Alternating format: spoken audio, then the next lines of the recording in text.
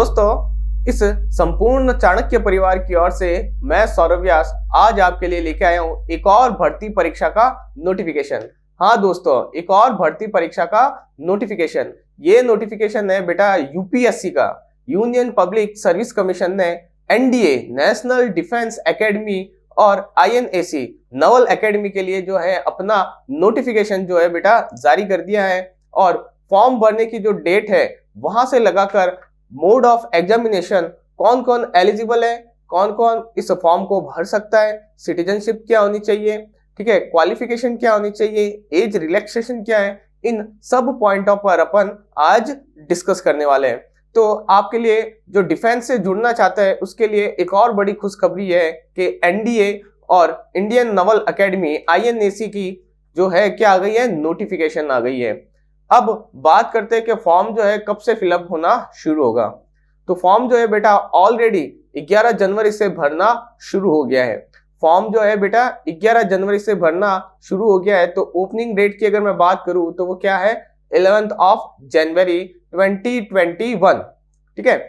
और last date की मैं बात करूं तो लास्ट डेट है इस फॉर्म को फिलअप करने की 18 जनवरी 2021, ठीक है। यहाँ पर रात को 11:59 तक तुम क्या कर सकते हो, इस फॉर्म को फिलअप कर सकते हो। अच्छा, फॉर्म को फिलअप करने के लिए कौन सी वेबसाइट पर जाना है? ना तो तुमको कहीं आर्मी की वेबसाइट पर जाना है, ना एयरफोर्स की वेबसाइट पर जाना है, ना कहीं नवल एकेडमी की वेबसाइट पर जाना है। तुमको जाना है UPSC union public service commission की वेबसाइट पर, क्योंकि तुम सबको पता होगा कि जो एनडीए नेशनल डिफेंस एकेडमी और नवल एकेडमी का जो एग्जाम है वो यूपीएससी आयोजित करवाता है। तो यूपीएससी के लिए तुमको फॉर्म भरने के लिए उसकी वेबसाइट है upsc.online.nic।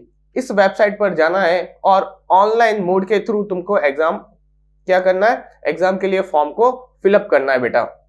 अच्छा, अब बात करें कि अपने को डेट्स के बारे में पता चल गया कि जो डेट है वो कौन कौन सी है।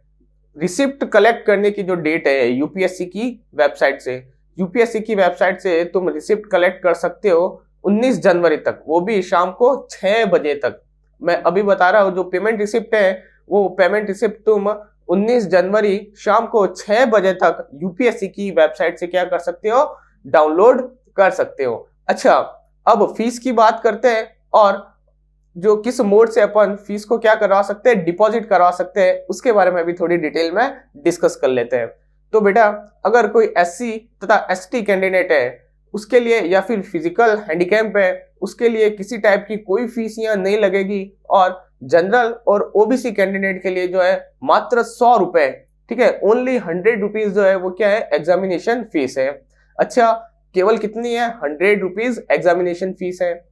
इस एग्जामिनेशन फी को तुम ऑनलाइन मोड और ऑफलाइन मोड दोनों ही टाइप से क्या करवा सकते हो, डिपॉजिट करवा सकते हो। अगर तुमको ऑनलाइन डिपॉजिट करवाना है तो डेबिट कार्ड के थ्रू या नेट बैंकिंग के थ्रू तुम क्या कर सकते हो, ऑनलाइन फी डिपॉजिट करवा सकते हो। और ऑफलाइन करवाना है तो तुम एसबीआई, किसी भी एसबीआई की ब्रांच में जाकर क्या करवा सकते हो, ऑफलाइन जो है फीस डिपॉजिट करवा सकते हो। लेकिन याद रखना 18 तारीख तक ही क्या करवा सकते हो, ऑफलाइन वाला जो रिसिप्ट है, ऑफलाइन की रिसिप्ट की बात करूं या ऑफलाइन फीस की बात करूं, वो केवल 18 जनवरी तक ही वैलिड है। लेकिन ऑनलाइन की जो रिसिप्ट है, ऑनलाइन फी की जो डेट है वो क्या है बेटा, 19 जनवरी तक तुम यहाँ ऑनलाइन फीस को क्या करवा सकते हो, डिपॉजिट करवा सकते हो।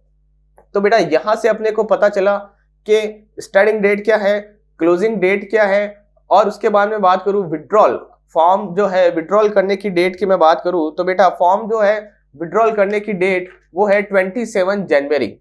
27 जनवरी तक तुम क्या कर सकते हो, शाम को 6 बजे तक अपने इस फॉर्म को वापस विड्रॉल कर सकते हो, ठीक है। ये इंपॉर्टेंट डेट्स की बात हुई। अब अपन बात करते हैं एलिजिबिलिटी क्राइटेरिया का। अगर कोई इंडियन सिटीजन है, ठीक है, सब्जेक्ट टू नेपाल, ठीक है, नेपाल का नागरिक हो, भारत का नागरिक हो, या फिर भारत के ऐसे नागरिक जो कि युगांडा हो, ठीक है, या मिडल ईस्ट से कहीं आया हो, वियतनाम से कहीं आया हो, श्रीलंका से, पाकिस्तान से, भूटान से जो है परमानेंट इंडिया में सेटल होना चाहता है, वो भी इस फॉर्म को क्या कर सकता है, फिलअप कर सकता है। तो मेजर मैंने क्या बोला है, इंडियन सिटीजनशिप होनी चाहिए, ठीक है, सब्जेक्ट टू नेपाल, नेपाल का नागरिक हो, या फिर ऐसे भारतीय नागरिक, किसकी बात कर रहा हूं, ऐसे भारतीय नागरिक जो मिडल ईस्ट से या फिर श्रीलंका से, वियतनाम से, युगांडा से, केन्या से कहां सेटल होना चाहते हो, इंडिया के अंदर परमानेंट सेटल होना चाहते हो, वो लोग इस फॉर्म को क्या कर सकते हैं, फिलअप कर सकते हैं। ये तो बात हुई केवल सिटीजनशिप में। अब बात करते हैं एजुकेशनल क्वालिफिकेशन। तो जो बेटा एजुकेशनल क्वालिफिकेशन की बात है, एनडीए के लिए अलग एजुकेशनल क्वालिफिकेशन, एनडीए के अंदर भी अपन बात करें तो 10+2, ठीक है। एनडीए में जो एजुकेशनल क्वालिफिकेशन है 10+2, एनडीए में भी अपन जाएंगे आर्मी, एयरफोर्स और नवल एकेडमी के लिए। कहाँ कहाँ जाएंगे, आर्मी के लिए जाएंगे अलग, फिर एयरफोर्स के लिए देखेंगे और नवल एकेडमी के लिए देखेंगे। तो आर्मी के लिए जो एजुकेशनल क्वालिफिकेशन है वो 10+2 है, ओनली 10+2। लेकिन मैं एयरफोर्स और नवल एकेडमी की बात करूं तो उसमें बेटा 10+2 12 पास होना चाहिए, लेकिन उसके जो सब्जेक्ट है वो फिजिक्स, केमिस्ट्री और मैथ्स होना चाहिए।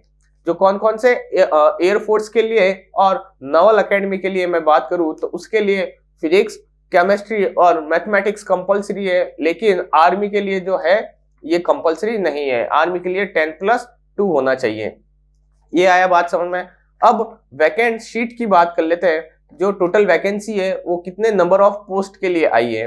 तो जो वैकेंसी है बेटा नेशनल डिफेंस एकेडमी में टोटल 370 पोस्ट के ऊपर जो क्या आई है, अपनी वैकेंसी आई है। इस 370 पोस्ट के अंदर भी 208 जो वैकेंसी है वो आर्मी के लिए है। 208 किसके लिए है बेटा, आर्मी के लिए। फिर मैं बात करूं 42 जो वैकेंसीज है वो नेवी के लिए है और 120 है एयरफोर्स के लिए।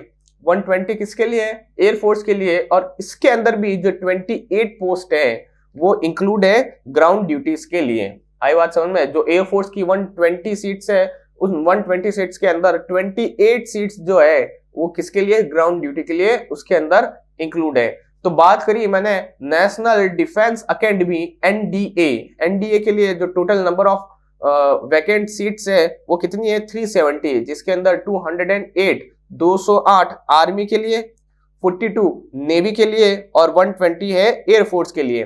तो ये जो नेवी और एयरफोर्स दोनों की अगर मैं इंक्लूड करूं बेटा 120 प्लस 42 तो टोटल 162 जो पोस्ट है इसके लिए 10+2 फिजिक्स, केमिस्ट्री और मैथमेटिक्स होना कंपलसरी है। अच्छा, उसके बाद में मैं बात करूं नवल एकेडमी के लिए, तो नवल एकेडमी में जो total number of vacant seats है वो कितनी है, 30। वो कितनी है बेटा, 30 है। ये भी 10+2 स्कीम के ऊपर है, मतलब 12 पास वाला इस फॉर्म को क्या कर सकता है, फिलअप कर सकता है। फिर मैं बात करूं कि जो मोड ऑफ एग्जामिनेशन है, एग्जामिनेशन मोड कैसा रहने वाला है और कौन कौन से सब्जेक्ट इसके अंदर आने वाले हैं। तो ऑफलाइन मोड पे एग्जाम होगा। ये एग्जाम जो है कैसा रहने वाला है, ऑफलाइन एग्जाम रहने वाला है। ओएमआर शीट्स मिलेगी, उस ओएमआर शीट्स पर तुमको क्या करना है, ब्लैक डॉट्स करने हैं। अच्छा, ओएमआर शीट को फिलअप करने के लिए, ओएमआर शीट को भरने के लिए ओनली ब्लैक बॉल पेन उसी को यूज में लेना है, ब्लू पेन को यूज में नहीं लेना है। कोई भी डिफरेंट टाइप का कलर का जो पेन है ब्लैक के अलावा उसको अपन यूज में नहीं लेंगे। अगर ब्लैक के अलावा, ब्लैक बॉल पेन के अलावा ब्लैक जेल पेन भी अपन यूज में लेते हैं तो वो भी नहीं लेना है, क्योंकि वो अपने लिए क्या नहीं है, क्राइटेरिया नहीं है। यहाँ केवल डिफेंस ब्लैक बॉल पेन को जो है ओएमआर शीट भरने के लिए क्या करता है, यूज में लेने के लिए तुमको राय दे रहा है। आई बात समझ में। तो याद रखना, भूल मत जाना, जब भी एग्जाम देने जाओ बेटा केवल क्या ले जाना है, ब्लैक बॉल पेन ही यूज में लेना है, उसी को साथ में लेके जाना है। दूसरा किसी भी प्रकार का पेन साथ में मत ले जाना, ठीक है। अब इसमें देखते हैं, ये तो बात हुई एग्जामिनेशन के अंदर जो मोड है वो कैसा रहने वाला है, ऑफलाइन, और कैसा पेन ले जाना है, ब्लैक बॉल पेन ले जाना है। अब मैं बात करूं तो सब्जेक्ट कौन कौन से रहने वाले हैं और जो पेपर की जो ड्यूरेशन है वो कितने टाइम की रहने वाली है। तो इसके अंदर जो 2 पेपर होंगे बेटा, एक पेपर होगा वो होगा मैथ्स के लिए, मैथमेटिक्स का पेपर, जिसकी ड्यूरेशन रहने वाली है 2.5 आवर्स, 2.5 घंटे का मैथ्स का एग्जाम होगा। और इसका जो मैक्सिमम मार्क्स है वो कितने रहेंगे, 300। मैथ्स का एग्जाम 2.5 घंटे का, ठीक है, मैक्सिमम मार्क्स कितने हैं बेटा, 300। अच्छा, नेगेटिव मार्किंग बिल्कुल है, नेगेटिव मार्किंग। अगर तुम नेगेटिव मार्किंग की बात करूं तो 1/3 मतलब 0.33 मार्क्स जो है इसके अंदर तुमको क्या हो जाएंगे, डिडक्ट होंगे। कितने मार्क्स डिडक्ट होंगे, 0.33 मार्क्स जो है वो नेगेटिव मार्किंग है। 1/3 नेगेटिव मार्किंग रहती है अपने किसके अंदर, डिफेंस के एग्जाम, जो कि यूपीएससी क्या करवाता है, ऑर्गेनाइज करवाता है। अब बात कर देते हैं कि जो सेकंड पेपर है वो कौन सा रहने वाला है, वो रहेगा general ability test. Second paper कौन सा है बेटा, जनरल एबिलिटी टेस्ट। ये भी अपने पास 2.5 आवर, 2.5 घंटे का रहने वाला है। और इसके अगर मैं मैक्सिमम मार्क्स की बात करूं तो ये रहने वाला है 600 मार्क्स का। 300 मार्क्स की मैथ्स और 600 मार्क्स की जनरल एबिलिटी। तो ओवरऑल सिनेरियो की बात करूं तो टोटल जो मार्क्स है वो कितने हो गए, 900। टोटल मार्क्स कितने हो गए बेटा, 900। और 900 का अगर तुम रिटर्न क्लियर कर लेते हो तो 900 का एसएसबी इंटरव्यू, तो टोटल 1800 में से तुमको क्या होंगे, मार्क्स अलर्ट होंगे। 900 का क्या होगा, एसएसबी इंटरव्यू, और 900 का तुम्हारा क्या रहने वाला है, रिटर्न रहने वाला है। अब जनरल एबिलिटी टेस्ट, इसके अंदर कौन कौन से सब्जेक्ट इंक्लूड है, इसमें सेक्शन ए से लगाकर सेक्शन एफ तक सब डिवाइड कर रखे हैं अपन ने। Section A, section B, section C, D, E और एफ, कुल इतने इसके अंदर टोटल अपने पास क्या है, सेक्शन है। अच्छा, अब मैं बात करूं सेक्शन ए, तो सेक्शन ए के अंदर आएगा फिजिक्स। तो कौन कौन से सब्जेक्ट है जनरल एबिलिटी में, तो टोटल 6 सब्जेक्ट है। सेक्शन ए जो आता है उसके अंदर आएगा फिजिक्स। ये एग्जाम का पैटर्न है, section A, section B, section C, D, E और एफ। ए के अंदर आएंगे फिजिक्स के क्वेश्चन, ओके। फिर सेक्शन बी की बात करूं तो उसके अंदर केमिस्ट्री के क्वेश्चन आने वाले हैं। सेक्शन सी की मैं बात करूं तो उसके अंदर जनरल साइंस के क्वेश्चन तुमको मिलने वाले हैं। सेक्शन डी के अंदर हिस्ट्री और फ्रीडम मूवमेंट से रिलेटेड जो क्वेश्चंस है वो तुमको मिलेंगे, मतलब स्वतंत्रता संग्राम और इतिहास से रिलेटेड क्वेश्चन तुमको किसमें मिलेंगे, सेक्शन डी के अंदर। सेक्शन ई में जियोग्राफी, भूगोल से संबंधित क्वेश्चन तुमको मिलने वाले हैं। और सेक्शन एफ के अंदर करंट इवेंट, जो करंट अफेयर्स है उसके रिलेटेड क्वेश्चन तुमको मिलेंगे। तो यहां से तुमको एक सिलेबस भी पता चल गया कि जो कौन कौन से सब्जेक्ट है वो इसके अंदर इंक्लूड है जनरल एबिलिटी टेस्ट के अंदर। तो टोटल 6 सब्जेक्ट है, कौन कौन से, physics, chemistry, general science, history, geography और करंट अफेयर्स या करंट इवेंट की मैं बात कर सकता हूं। ये जो है इसके अंदर इंक्लूड है। तो टोटल कितने मार्क्स का, 900 का रिटर्न होगा और 900 का एसएसबी इंटरव्यू होगा तुम्हारे। नेगेटिव मार्किंग की बात करी और ओनली ब्लैक बॉल पेन को क्या करना है बेटा, यूज करना है अपने को। अच्छा, अब बात करें एग्जाम डेट की, कि जो एग्जाम है वो किस डेट पर ऑर्गेनाइज होने वाला है। तो मैं बात करूं एनडीए जो अपना 147th कोर्स है, 147वां जो कोर्स है एनडीए का, जो स्टार्ट होगा 2 जनवरी 2022 से। कब शुरू होगा, 2022 से 2 जैन से शुरू होने वाला है 147 एनडीए का। और 109th कोर्स जो है वो आईएनएसी का, इंडियन नेवल एकेडमी का। इसके लिए जो एग्जाम है वो होने वाला है 18 अप्रैल 2021, ठीक है। 18 अप्रैल 2021 को एनडीए तथा इंडियन नेवल एकेडमी आईएनएसी के लिए तुम्हारा एग्जाम कंडक्ट होने वाला है।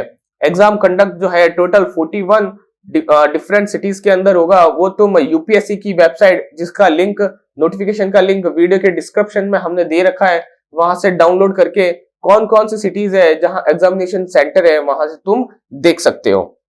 फिर बेटा मैं बात करूं एज की, कि जो एलिजिबिलिटी क्राइटेरिया के अंदर एज है वो एज क्या रहने वाली है। तो अगर मैं बात करूं अपर एज की, तो अपर एज है बेटा 2 जुलाई 2002, 2 जुलाई 2002 को जिसका जन्म हुआ है और 1 जुलाई 2005 तक जो जन्मा है वो इस फॉर्म को भरने के लिए क्या है, एलिजिबल। तो अपर एज की बात करिए तो अपर एज है 2 जुलाई 2002 और लोअर एज की बात करूं वो कितनी है बेटा, 1 जुलाई 2005। इस इंक्लूड है इसके अंदर जो 2 जुलाई 2002 को जिसका बर्थ डेट आता है, जिसने जन्म लिया है, वो भी इस फॉर्म को फिलअप कर सकता है।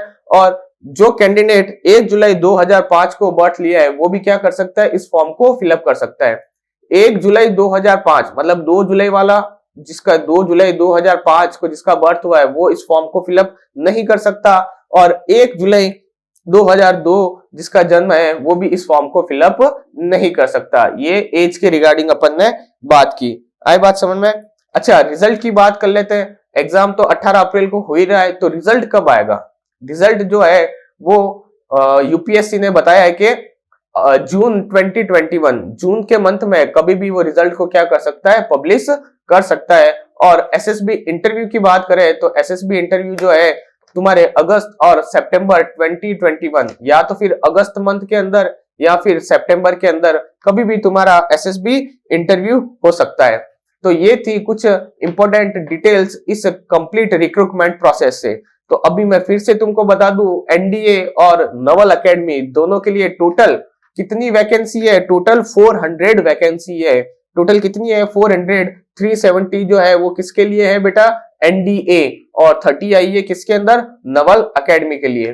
जो 370 है उसमें भी क्या क्या इंक्लूड है, 208 आर्मी के लिए है।